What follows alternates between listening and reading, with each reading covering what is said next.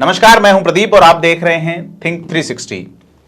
आजादी को 75 साल पूरे हो चुके हैं और आज हम भारतीय संविधान दिवस मना रहे हैं। जी हां, आज ही 26 नवंबर के दिन हमारा संविधान बनकर पूरा हुआ था। संविधान से जुड़े हुए विषयों पर हम चूंकि लगातार बात कर रहे हैं, तो आज हमारे साथ स्टूडियो में मेहमान के तौर पर राजेंद्र सिंह बिहाड़ है, जो सीमांत बाड़मेर जिले के शिव विधानसभा क्षेत्र में राजनीतिक कार्यकर्ता के तौर पर सक्रिय हैं। राजनीतिक व्यक्ति होने के साथ साथ इनकी सबसे बड़ी खासियत बात है कि ये पढ़ते बहुत हैं, अध्ययन बहुत करते हैं, संविधान से जुड़े हुए विषयों पे और भी जनता से जुड़े हुए तमाम पहलुओं पे। तो बहुत बहुत स्वागत राजेंद्र सिंह जी आपका स्टूडियो में। धन्यवाद।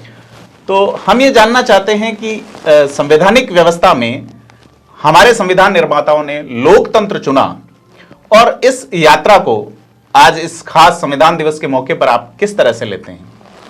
देखिए, चुनाव के समय तो जो चैलेंजेज हमारे संविधान निर्माताओं के सामने थे, आप देखिए कि हमारा देश लंबी गुलामी जिसकी रात से आज़ादी का सवेरा उन्होंने देखा। पहले मुगलों का राज रहा, उसके बाद में अंग्रेज आए और अंग्रेज़ों से जो है भारत की जो है गुलामी से मुक्ति होकर हमको आज़ादी मिली जी। तो हमारे सामने चैलेंज था, इतने विविधतापूर्ण भारत में, इतने विविध हित समूहों के बीच में बढ़िया समन्वय करके देश को एक रख करके और देश को आगे ले जाने का एक जो सामूहिक चैलेंज संविधान निर्माताओं के सामने था जी। मैं ऐसा समझता हूं कि उन्होंने उस पर तो बहुत खूबसूरती के साथ काम किया जी। लेकिन समय के साथ में जो जो चुनौतियां आती गई, उन चुनौतियों पर और जिस तरह से दुनिया बहुत तेजी के साथ भारत की आज़ादी के बाद में बदलती रही, भारत की आबादी बढ़ती रही, चुनौतियां बढ़ती रही जी। बाद के वर्षों में जितनी सिंसियरिटी के साथ हमारे संविधान निर्माताओं ने हमारे लोकतंत्र को स्ट्रेंथन करने के लिए जो शुरुआती काम किया था, बाद के वर्षों में मुझे ऐसा लगता है कि उसमें बड़ी लैक रही, बड़ी कमी रही। किस तरह की कमियां आपको नजर आती है कि क्या होना चाहिए था और क्या हो गया? देखिए, पहली कमी जो मुझे सबसे जो अखरने वाली कमी है वो तो हमारा जो चुनावी सिस्टम है, जो चुनाव व्यवस्था है, आप देखिए कि वो पूरी एक तरह से कोलैप्स होने के कगार पर आ गई। लोकतंत्र का जो माध्यम है वो जनप्रतिनिधि है जी। जो हमारी चुनाव व्यवस्था है, लेकिन उस चुनाव व्यवस्था में समय के साथ इतनी बड़ी खामियां आ गई कि उन खामियों का यदि हम रेक्टिफिकेशन समय रहते नहीं करेंगे तो एक तरह से चुनाव ये बेमानी हो जाएंगे। आप देखिए, मैं एक उदाहरण से आपको अर्ज करूं कि जब भारत की पहली पार्लियामेंट बनी तो बेस्ट देश के जो बेस्ट माइंड थे वो पार्लियामेंट में थे, चाहे वो राज्यसभा हो चाहे वो लोकसभा हो। लेकिन डिग्रेड होते होते होते आज ऐसी स्थितियां बन गई कि कोई भी व्यक्ति किसी भी माध्यम से इधर उधर से करोड़ों अरबों की प्रॉपर्टी इकट्ठा करके 2 नंबर का धंधा करके और बड़ी शान के साथ वो जो है लोकतंत्र के माध्यम से इस व्यवस्था पर काबिज होना चाहता है, जिसके मन में जनता के प्रति न कोई संवेदना है, न स्नेह है, न उसके पास कोई विजन है कि मुझे क्या करना है। जब पार्लियामेंट और विधानसभाएं इस तरह के लोगों से भर जाएगी तो आप देखो, करोड़ों अरबों का हमारा मुल्क है और जिसकी सारी व्यवस्था उन लोगों के ऊपर निर्भर है और उस पूरे घेरे के अंदर इस तरह के लोग आ जाएंगे जो केवल पैसे के माध्यम से आ रहे हैं, केवल जो है मनी और मसल पावर के या कास्ट के ध्रुवीकरण से आ रहे हैं, तो कितनी अफसोस की बात है। और संविधान निर्माताओं की जो भी कल्पना रही होगी इस देश को लेकर के, उस कल्पना पर ये चुनावी सिस्टम जो है ये बहुत भारी पड़ रहा है। तो इसकी जो वजहें रही है कि ऐसा क्यों हो गया, तो ऐसा माना जाता है कि भारतीय संविधान में जो पहले शब्द हैं we the people of India, यही संप्रभु है, यही लोग चुनते हैं, क्योंकि हमारे यहाँ पे सत्ता का विकेंद्रीकरण है, कोई भी संप्रभु नहीं है, जनता को संप्रभु माना गया। और उसके पास 5 साल में एक बार अवसर आता है और अवसर भी सिर्फ इतना आता है कि वो अपना जनप्रतिनिधि बदल दे ज्यादा से ज्यादा। उसके पास राइट टू रिकॉल नहीं है और चुनने के बाद जनप्रतिनिधियों में किसी तरह का डर भी नहीं है। चुनाव आयोग एक बड़ी संस्था है और जनप्रतिनिधियों के लिए बने कानूनों में विधायिका के साथ साथ सबसे बड़ा जो पावर है वो न्यायालयों के पास है कि वो उनको बाउंड कर सकते हैं। तो क्या नहीं लगता कि कहीं ये जो चैनल्स हैं जो निर्धारित किए गए हैं कि जनप्रतिनिधि अपने दायरे में, अपनी हद में या जनता के लिए बहुत प्रभावी तरीके से उसी तरह काम करे जिस तरह से संविधान ने सोचा है, संविधान ने तय किया है? आपने ठीक कहा है कि पहला फर्ज तो जनता का है कि जनता ठीक रिप्रेजेंटेटिव को चुने। ये जनता बात को ठीक, विकल्प नहीं मिल रहा है। जनता को विकल्प नहीं मिलता, ये जनता की पोजीशन है, ये बात भी ठीक है। लेकिन उससे भी ज्यादा जो जिम्मेदारी है, मैं ये समझता हूं कि जो सार्वजनिक जीवन में जो लोग हैं, उनका काम केवल वोट बटोरना ही नहीं है, उनका काम जनता को एजुकेट करना भी है कि आपको किस तरह की लीडरशिप चुननी है और क्यों चुननी है, क्या इश्यूज हो सकते हैं, क्या मुद्दे हैं, किस बात पर आपको अपना नेता चुनना है, किस बात पर आपको अपना विधायक चुनना है, किस बात पर आपको अपना सांसद चुनना है, किस बात पे आपको अपना मुख्यमंत्री प्रधानमंत्री चुनना है। इस बात की अकाउंटेबिलिटी वोटर से भी, वोटर इस बात के लेकर के जो उसकी पॉलिटिकल अवेयरनेस है उसको बढ़ाने का काम भी नेता का है। वो नेता उसको एजुकेट करे, नेता उसको बताए कि भाई अब मैं तो, मुझे बड़ी अफसोस है, मैं आपको कैसा लगेगा मुझे नहीं पता, कि सोशल वर्क से लीडर निकलता था जी, और अब डिग्रेड होते होते सोशल मीडिया नेता निकालने की मशीन हो गई। ठीक है, अब वो क्या क्या आ गया, लाइक्स हैं उसके, इतने लाइक्स है, आज इतनी फर्जीवाड़े से बातें हो रही है जिनका कोई कनेक्ट नहीं पब्लिक से। अच्छा, वो क्या बनने लगी आजकल, रील, ठीक है, उस पे अजीबो गरीब गानों के साथ लोग बनाते हैं अपनी उस पे, और जो रियल करेक्टर है उसके बजाय रील करेक्टर आ गए। तो हमारा जो नौजवान जो पीढ़ी है, विशेष रूप से मैं नौजवान पीढ़ी को कहना चाह रहा हूँ कि ये सोशल मीडिया जो है इसका बहुत तरीके से आप इस्तेमाल करो, इसके माध्यम से लीडरशिप मत ढूंढो, लीडरशिप सोशल वर्क के थ्रू, विजन के थ्रू, उसके पास में क्या है, इलाके को आगे ले जाने को लेकर के कोई दर्शन है। और दूसरा, जनता के बीच में एक जो पैसे ने जिस तरह से जीवन मूल्य के रूप में स्थापना कर दी है, किसी के पास में, मुझे बहुत, हमारे बॉर्डरिंग डिस्ट्रिक्ट्स के अंदर लोग जो बिल्कुल विशुद्ध रूप से 2 नंबर का काम करने वाले लोग हैं, वो पंचायती राज में लोगों को परचेज करके और आगे पदाधिकारी बन गए, और वही लोग चाहते हैं कि हम एमएलए एमपी बन जाएंगे कल। तो मतलब कितनी अफसोस की, और ये दोनों के सामने चैलेंज है। जो एक जेन्युइन पॉलिटिकल वर्कर है उसको भी ये चैलेंज है कि वो इस तरह के लोगों का यदि पब्लिक स्वीकार कर रही है तो ये उसका फेल्योर है, और पब्लिक के सामने चैलेंज है कि वो अपने इलाके का भविष्य इस तरह के लोगों को दे रहे हैं जिनका कोई अता पता ही नहीं है। तो एक तरह से जो सियासत, जो एक पार्टी यहाँ से लोगों को टिकट दे रही है, जनता क्या करे? राजनीतिक पार्टियों के पास जवाब है कि जनता ऐसे लोगों को चुन रही। मैं ये कोई मतलब ब्लेम शिफ्टिंग के लिए नहीं कह रहा हूँ, लेकिन मूल रूप से अभी अपन राजनीतिक दल भी जिम्मेदार है। जब मैं कह रहा हूँ कि नेता जिम्मेदार है, तो नेता कहाँ काम कर रहे हैं? राजनीतिक दलों में ही काम कर रहे हैं। तो जो एक मिशनरी वर्क था, जो सार्वजनिक जीवन एक मिशन था, राजनीति जो एक मिशन था, वो प्रोफेशन में तब्दील हो गया। तो जब कोई चीज प्रोफेशन बन जाएगी, उसमें सेवा की भावना हट जाए, कोई मुझे किसी से वो नहीं है, मेरा बहुत स्पष्ट मानना है कि एक पॉलिटिकल वर्कर जो ग्रास रूट से उठ के धीरे धीरे डेवलप होते होते और जनता का रिप्रेजेंटेटिव बनता है, वो बहुत ज़्यादा ठीक है बनिस्पत उनके जो बहुत से अलग अलग प्रोफेशन से आते हैं, चाहे वो ब्यूरोक्रेट्स हो, चाहे ये आपके बिजनेसमैन हो। वो लोग जनता से उतने कनेक्ट नहीं होते, जनता के प्रति उनकी संवेदना, सेंसिटिविटी, उन सब में, ये बिल्कुल अनुभव से कह रहा हूं मैं आपको। आपको लगता है आईएएस आरएस जो रिटायर होके ये आते हैं, आपके सीमांत जिलों में भी कुछ नेता बने हैं? मैं किसी को व्यक्तिगत देखो नहीं कहना, कोई इसको नहीं समझे, लेकिन मैं इस पूरे जो ये प्रक्रिया है कि मतलब आप उससे करके और फिर आप आ जाते हो, और फिर लगता है कि आपको पावर से बाहर रहने की आदत नहीं है, तो नौकरी के माध्यम से पावर को एंजॉय किया, अब जो है पॉलिटिकल पोस्ट के माध्यम से पावर है। कोई सेवा के नाते, सब ऐसे होते ऐसे मैं नहीं कहता, लेकिन कोई सेवा के लिए आना चाहता हो तो उसका सदैव स्वागत है, उसको आना चाहिए, किसी के लिए रोक भी नहीं है, संविधान भी नहीं रोकता। हमारी जो संसदीय व्यवस्था है, हमने ब्रिटेन के संविधान से ये लिया है, जैसे पार्लियामेंट्री सिस्टम, वेस्टमिनिस्टर पद्धति को हमने लिया है। हमने उसी ब्रिटेन में पिछले महीने ये देखा कि 45 दिन पहले एक प्रधानमंत्री चुनी गई कि मैं किसी एक पूर्व प्रधानमंत्री के फेल्योर के कारण उसी की पार्टी ने चुना कि भाई ये प्रधानमंत्री नहीं रहेंगे, सांसदों ने तय किया, और अब लिज ट्रस जो है वो प्रधानमंत्री होंगी। 45 दिन में वो फेल हो जाती है, तो फिर सांसद ये डिमांड करते हैं कि ये नहीं रहने चाहिए, अब ये रहने चाहिए। तो हमने पद्धति वहाँ से ली है। भारत में भी कई बार ऐसे क्षण आए हैं, भले वो मौजूदा व्यवस्था हो या इससे पूर्व की व्यवस्था, बदलाव कहीं ज़्यादा नज़र नहीं आता। तो हमारी जो संसद है, क्या उसमें इतनी ताकत हमारा संविधान उन्हें देता है कि वो अपने प्रधानमंत्री को बदलने के बारे में सोच भी सकें? भारत की संसद में तो ये ताकत अंतर्निहित है। जो संसद प्रधानमंत्री बनाती है वही संसद प्रधानमंत्री हटाती रही है। जी। विद इन पार्टियों का अपना एक सिस्टम होता है, उसमें क्या होता है, कई तरह की पॉलिटिक्स होती है, लेकिन भारत की संसद ने प्रधानमंत्री हटाए हैं। जी। भारत की संसद ने प्रधानमंत्री हटाए हैं। मोरारजी देसाई को भारत की संसद ने हटाया, चौधरी चरण सिंह को भारत की संसद ने हटाया, वीपी सिंह को भारत की संसद ने हटाया, चंद्रशेखर को भारत की संसद ने हटाया, देवेगौड़ा को रिप्लेस करके गुजराल संसद से आए, वाजपेयी 13 महीने बाद संसद के पावर से हटे।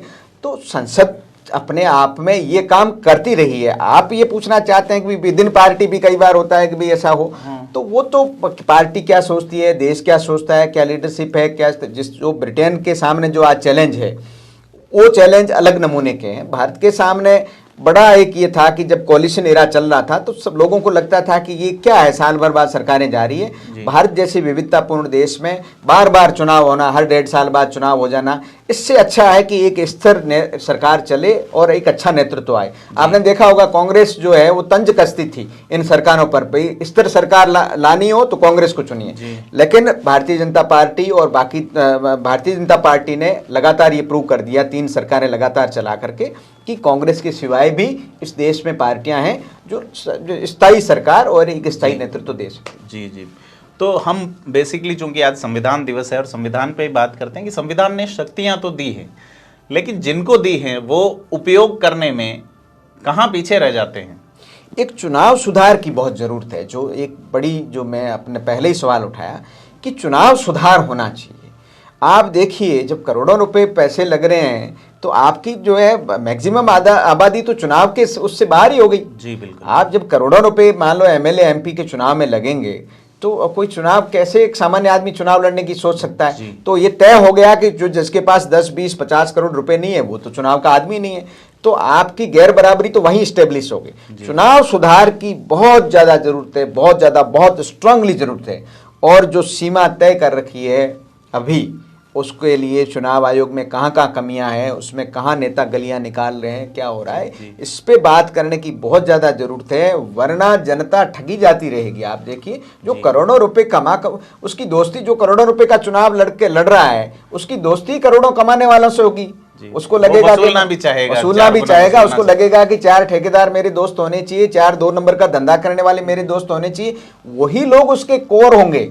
जो पॉलिटिकल वर्कर, जो गांव का गरीब आदमी है, वो उसको अच्छा नहीं लगेगा। उसको पता है कि कल चुनाव में मुझे करोड़ों रुपए ये देंगे, चंदा चिट्टा ये देने वाले हैं। बेसिकली ठेकेदार और तस्कर टाइप के लोग या तो लड़ रहे हैं या लड़वा रहे हैं। एक नेक्सस बन गया, नेक्सस बन गया। सब लोग, बहुत से जेन्युइन पॉलिटिकल लोग, पुराने नेता, ये सब चिंतित है इस बात को लेके, लेकिन जनता को क्यों चिंता नहीं हो रही है मुझे पता नहीं है। ठीक है, जनता किस मुगालते में है उसका, जनता को एक प्रतिनिधि चाहिए जो उनकी बात उठा सकें। तो ऐसे प्रतिनिधि चाहे पीआईएल के माध्यम से जुडिशरी के पास जाए या विधायिका में बैठे हुए लोग कोशिश करें, तो ये इस तरह की कोशिशें जरूरी। विधायिका में बैठे हुए लोग जो कोशिश करना, वो ज्यादा एक उचित प्लेटफॉर्म है जनता के। अभी भी विधायिका में सारे लोग वैसे नहीं आए हैं। हाँ, अच्छे लोग भी हैं, बहुत सब दलों की ओर से बहुत अच्छे लोग हैं, उन्हीं के कारण तो सिस्टम चल रहा है। आपकी चिंता वाजिब है कि कुछ लोग आ रहे हैं और उन आने वालों की तादाद तेजी से बढ़ रही है। लोग नहीं, बड़ी मात्रा में लोग आने शुरू हो गए। और जो है नीचे लोगों की हिम्मत, ऐसे लोग जो समाज की मुख्य धारा में, इन सामान्य चलन में नहीं आ सकते थे, लेकिन वो पॉलिटिकल लेजिटिमेसी अर्जित कर रहे हैं चुनाव से पैसे खर्च करके, और उस लेजिटिमेसी से मुख्य धारा में उनमें सुधार होना चाहिए। हर व्यक्ति में, अपराधी भी सुधरना चाहिए, हम ये कह रहे हैं। लेकिन वो जो है पावर ग्रेब करना चाहते हैं, ये बड़ी खतरनाक। एक जैसे हम इलेक्शन को देखते हैं तो भारत में द्वैध व्यवस्था सी नजर आती है। राज्य निर्वाचन आयोग के कायदे अलग हैं, अपराधी मुकदमा है तो चुनाव लड़ ही नहीं सकता, 2 बच्चों से ज़्यादा है तो चुनाव नहीं लड़ सकता कुछ राज्यों में, और जो केंद्रीय चुनाव आयोग के अलग कायदे हैं। तो क्या एक देश एक चुनाव का तरीका, मैं ये नहीं कहता एक साथ चुनाव हो, नहीं होना चाहिए?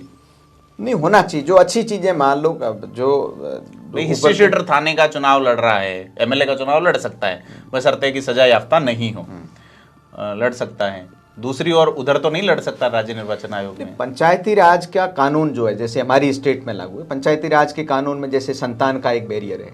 निकायों वाले में, स्थानीय निकाय और पंचायती राज निर्वाचन आयोग दोनों में है। ठीक है, तो वो एक कानून बना हुआ है, तो उसके लिए वहां भी एक कानून की जरूरत है। तो ऐसे जो कानून हो सकते हैं, मैं ये तो कह रहा हूं कि चुनाव दल बदल कानून भी है चुनाव सुधार में, कि आप सही हैं अपनी पार्टी में और इंटरनल विरोध दर्ज कराते हैं कि पार्टी यहां गलत है, और वो अगर पार्टी छोड़ते हैं तो उन्हें अपनी सदस्यता से भी इस्तीफा देना होता है। अगर पार्टी निकालती है तो बात अलग है। तो ये कहाँ तक ठीक मानते हैं उसको कि भाई जो व्यक्ति मान लीजिए पार्टी में इंटरनल विरोध कर रहा है और विरोध स्वरूप वो पार्टी छोड़ रहा है और उसे सदस्यता गंवानी पड़ेगी? जो कुछ रेक्टिफिकेशन करना चाहिए, जैसे विद इन पार्टी भी इंटरनल डेमोक्रेसी कैसे मजबूत हो, क्योंकि ये सब चीज़ें तो जिस दिन संविधान बना था उस दिन तो हमने एक्सरसाइज नहीं की, तो उस दिन ये सवाल नहीं थे। बहुत से सवाल जब हमने डेमोक्रेसी को एक्सरसाइज किया तब खड़े हो गए, आचरण से, व्यवहार से। आपने देखा बीच में आया राम गया राम की व्यवस्था बहुत ज़्यादा हो गई, तो दल बदल विरोधी कानून आ गया।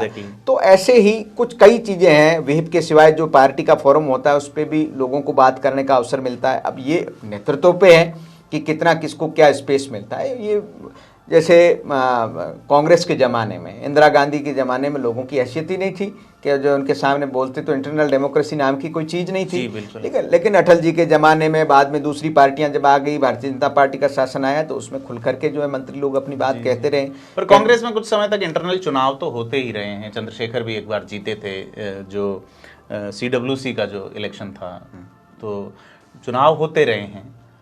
बीजेपी में इस तरह का थोड़ा नजर आया नहीं। वो सिंबोलिज्म करते हैं चुनाव के नाम पे। भारतीय जनता पार्टी में कांग्रेस ने एक किया है चुनाव। अभी उन्होंने, देखो कांग्रेस खड़ाऊ अध्यक्ष चुनती रही है। उन्होंने पहले तय किया कि सबसे अच्छा खड़ाऊ अध्यक्ष अशोक गहलोत हो सकता है, तो ये उनकी गलतफहमी अशोक गहलोत साहब ने दूर कर दी कि वो खड़ाऊ अध्यक्ष नहीं है, वो जो है आपकी खड़ाऊ नहीं उठाएंगे। तो उन्होंने फिर रातों रात देखा कि अब कौन खड़ाऊ उठा सकता है। दिग्विजय सिंह तैयार हुए, उधर से उनको नहीं माना उन्होंने। शशि थरूर बहुत इंटेलेक्चुअल है, ठीक है, उसको नहीं माना। और प्रकारांतर में कहा कि भाई जो है 10 जनपद का कैंडिडेट तो खड़गे हैं। तो इलेक्शन खेला गया, आप इसको ये कह सकते। चलो हम विषयांतर भटक रहे हैं थोड़े, अपन चूंकि संविधान के इशू पे ही अपन बात कर रहे हैं कि संवैधानिक व्यवस्था में आपने जैसा फरमाया, जब कानून बनना शुरू हुआ, संविधान बनना शुरू हुआ, उसके बाद लगातार बदलाव आते गए। दल बदल कानून भी आया, पंचायत राज एक्ट भी आया, उसमें संशोधन भी हुए और लगातार बदलाव होते रहे हैं। किन किन बदलावों की अब और आवश्यकता है कि जिससे ऐसे लोग नहीं आए? पहला काम जो है चुनाव सुधार का, उसके अंदर आप लगा दीजिए कि जो क्रिमिनल केसेज जिनके ऊपर है, वो क्रिमिनल केसेज के जो जिनके खिलाफ मुकदमे, पॉलिटिकल मुकदमे तो बहुत बार हो जाते हैं लोगों पे, तो वो कोई क्रिमिनल श्रेणी के नहीं है। लेकिन हत्या के हैं, तस्करी के हैं, 2 नंबर के पैसे के हैं, जिनके इस तरह का जिनका बैकग्राउंड है, उस तरह के लोगों को तो निश्चित तौर पर जो है जनप्रतिनिधि बनने से रोकने का कोई मुकदमा होने से तो हमारे यहाँ तो जस्टिस सिस्टम ये कहता है कि मुकदमे में जब तक गिल्टी नहीं है तब तक तो वो निर्दोष ही माना जाता है। ठीक बात है, इस सिस्टम के हिसाब से तो 20 साल वो गिल्टी नहीं होगा जी, ठीक है। तो ये एक कोई एक बैरियर आपको लगाना पड़ेगा जी, बिल्कुल। क्योंकि अब सामान्यतः 302 के मुकदमे झूठे बहुत कम होते हैं, तस्करी के मुकदमे झूठे बहुत कम होते हैं। नहीं होते मैं ऐसा नहीं कहता, लेकिन बहुत कम होते हैं। वो हाई कोर्ट जाके रिबेट ले लेते हैं, कई तरह की चीजें होती हैं। दूसरा, जो चुनावी खर्च की जो सीमा है, इसके ऊपर बहुत सीरियसली काम करने की जरूरत है कि चुनावी खर्च सीमा पे या खर्च पे ही सीमा आज तय है जी। आपके विधानसभा में 25 लाख की है, लोकसभा में 70-75 लाख की है, सीमा तो तय है। लेकिन आपको, हम सब जानते हैं कि इस सीमा में कोई भी व्यक्ति चुनाव नहीं लड़ता है। इस सीमा में चुनाव लड़ना आज की व्यवस्था में संभव ही नहीं रहा। तो कम से कम पहले दिन से ही झूठ से शुरुआत होती है। हर एमएलए को चुनाव आयोग के अंदर ये शपथ पत्र विथ बिल जमा कराना पड़ता है कि मैंने 25 लाख की सीमा में ये चुनाव लड़ा है। यदि उसने 25 लाख 1,000 की सीमा में चुनाव लड़ा है तो कानून ये कहता है कि वो एमएलए नहीं रहेगा, उसका चुनाव निर्वाचन रद्द हो जाएगा। और यदि एमपी में उसने 75 लाख की सीमा क्रॉस कर दी है, 1 रुपया भी ज़्यादा खर्च हुआ है, तो उसका निर्वाचन रद्द होगा। अब मुझे आप ईमानदारी से बताओ जी कि इस हिसाब से कांग्रेस के एक मौजूदा मंत्री ये बात सदन में कह चुके कि हम लोग बिल्कुल 2 नंबर के पैसों से चुनाव लड़ते हैं। तो अभी 2 नंबर 1 नंबर भी छोड़ो, आप पहले शुरुआत ही झूठ से कर रहे हैं। वो उन्होंने साफ कहा है, हालांकि उनका ठीक बात है, उन्होंने कहा तो मैं उनकी बात का समर्थन करता हूं जी कि उन्होंने जो कहा बिल्कुल दुरुस्त कहा कि आप पहला एफिडेविट ही झूठ पे दे रहे हो जी। ठीक है, मैं देखो, मैं खुद तो चुनाव नहीं, झूठ की बुनियाद पे खड़ा हुआ महल, लेकिन मैं चुनावों में महत्वपूर्ण भूमिका में रहा हूं। मुझे पता है कि ये जो है इस सीमा के अंदर कोई चुनाव नहीं लड़ता और सब व्यक्ति मैनेज करके, तो पहला दिन ही आपका असेंबली और पार्लियामेंट में जाने का जो है वो झूठ से शुरू होता है। जी बिल्कुल। तो इस पे बहुत ज्यादा काम करने की जरूरत है, स्ट्रिक्टली काम करने की जरूरत है। एक विचार ये भी आया था कि राजनीतिक सभा होती है, वैसे आप सभा करते हैं तो 2-3 करोड़ से कम कोई सभा नहीं होती जैसे आप राष्ट्रीय स्तर के नेता की करते हैं, लेकिन चुनाव खर्च में कैंडिडेट कहता है कि साहब मेरी तो सभा 15 लाख में होगी। तो एक विचार ये आया था कि उनको सभा के लिए जगह और सारी व्यवस्था चुनाव आयोग द्वारा ही प्रोवाइड कराई जाए और जो खर्चा लगा है वो चुनाव आयोग को दिया जाए। आप कर सकते हो। देखिए कि आपने ठीक बात कही कि राष्ट्रीय पार्टियों के जो नेता आते हैं उनका मंच ये वो सब आप वो बना दो, चुनाव आयोग करे प्रबंध और वहां जाकर के जो अपना लोग भाषण दे।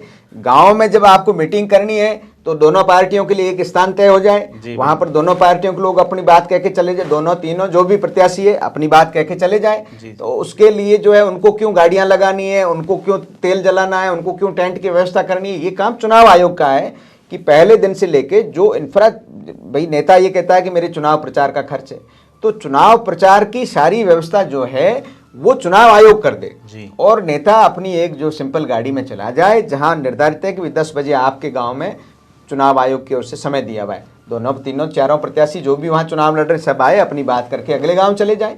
ठीक है। एक व्यवस्था यह है कि एफिडेविट पर घोषणा पत्र दिया जाए। भारत की बहुधा जनता पढ़ी लिखी नहीं है, पढ़ी लिखी है तो इतनी जागरूक नहीं है, जागरूक है तो टाइम नहीं है उसे देखने का। चूंकि डिजिटल माध्यम है तो चुनाव आयोग को क्या ऐसी व्यवस्था नहीं करनी चाहिए कि उस लिखे हुए घोषणा पत्र को उन लोग पढ़ लें उनकी भाषा में, उनको अलग अलग इंस्टाग्राम पे भी डाला जाए, फेसबुक पे भी डाला जाए, जैसे लोग दुष्प्रचार कर रहे हैं। नहीं वो ठीक, इससे मैं सहमत हूँ, इसमें तो कोई असहमति नहीं है कि जो जो माध्यम है उनके माध्यम से उसकी बात सामने जानी चाहिए। जैसे आप ये कह रहे हैं चुनाव आयोग एक मंच दे दे उनको और वहीं वो प्रचार करे, वहीं करे, उसको तो अलग से सोशल मीडिया का भी एक मंच उनको दे देना चाहिए। बिल्कुल, जो जो प्लेटफॉर्म हो सकते हैं, जो भी प्लेटफॉर्म हो सकते हैं पहले देते रहे। जैसे रेडियो पे पॉलिटिकल पार्टियों को एक टाइम का अलॉट हो गया, टीवी पे पहले अलॉट होता था कि ये ठीक है, तो अब जो जो माध्यम आपके पास में है आप उन माध्यमों से अपनी बात पहुंचाओ, उस पर समय निर्धारित किया जा सकता है। एक चीज़ तो ये है। दूसरा ये कि भाई आप घोषणा पत्र, समस्या जनता की ओर से भी बराबर है। पॉलिटिकल पार्टियां घोषणा पत्र दे रही है, ठीक है, मुझे ये बताओ कि कौन व्यक्ति उस घोषणा पत्र को, पॉलिटिकल पार्टियां तो सब टीवी पे लाइव प्रेस कॉन्फ्रेंस में करती है, घोषणा पत्र छपवाती है, घोषणा पत्र को बांटती है, कोई भी व्यक्ति उस घोषणा पत्र को पढ़ता है क्या?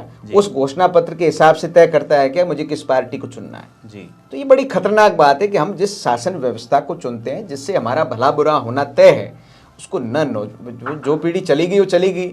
मैं नौजवानों को लेकर चिंतित हूँ कि वो तो उसमें सोशल मीडिया के भ्रम के शिकार हो गए। वो न घोषणा पत्र पढ़ते हैं, न पॉलिटिकल पार्टियों का एजेंडा पढ़ते हैं, न प्रत्याशी का एजेंडा पढ़ते हैं।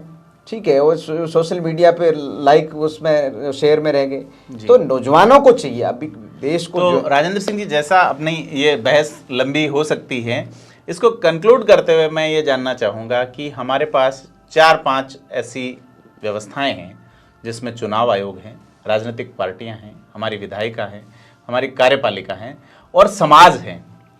इनमें से किसकी भूमिका या किस की भूमिका होनी चाहिए प्रथमतः इन चीज़ों को बाउंड करने के लिए कि हम इन हदों में रहें ताकि हमारे ऊपर शासन करने वाले लोग या हमारे लिए व्यवस्था तय करने वाले लोग आपराधिक प्रवृत्ति के या गैर अच्छे इरादे वाले लोग न हों?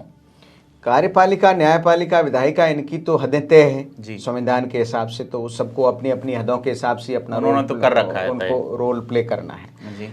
अब वो कितना क्या करते हैं, बेसिकली एक कलेक्टिव रेस्पॉन्सिबिलिटी है, समाज की भी उतनी की उतनी रेस्पॉन्सिबिलिटी है, समाज से ही तो सारे लोग जा रहे हैं। इसमें पार्टियों की भी तो रेस्पॉन्सिबिलिटी, निश्चित तौर पर पार्टियों की बहुत महती रेस्पॉन्सिबिलिटी है, जो एक राजनीतिक दल का कर्तव्य है जनता को एजुकेट करना, पॉलिटिकल एजुकेट करना, पॉलिटिकल एजुकेशन जो जनता को देना है, उसमें कहीं न कहीं राजनीतिक दल जो है वो फेल हो रहे हैं। आप जनता को पॉलिटिकल एजुकेशन देने की बात छोड़िए, राजनीतिक दल अपने कार्यकर्ताओं को भी पॉलिटिकल एजुकेशन नहीं दे पा रहे हैं। तो ये बड़ी समस्या है। ये सोशल मीडिया एजुकेशन है, ये इससे काम नहीं चलेगा। इससे 21वीं सदी के भारत के सामने की जो चुनौतियां हैं उससे हम डिफीट खा जाएंगे। जी बिल्कुल।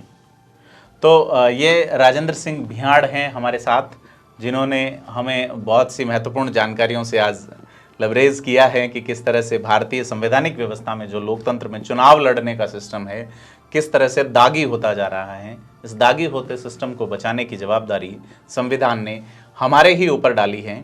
हालांकि उन्होंने कार्यपालिका, विधायिका, न्यायपालिका और मीडिया की भी हदें तय की है, लेकिन यह बड़ी जिम्मेदारी पार्टियों के ऊपर है कि वो ऐसे दागी लोगों को जनता पर शासन करने के लिए नहीं चुने।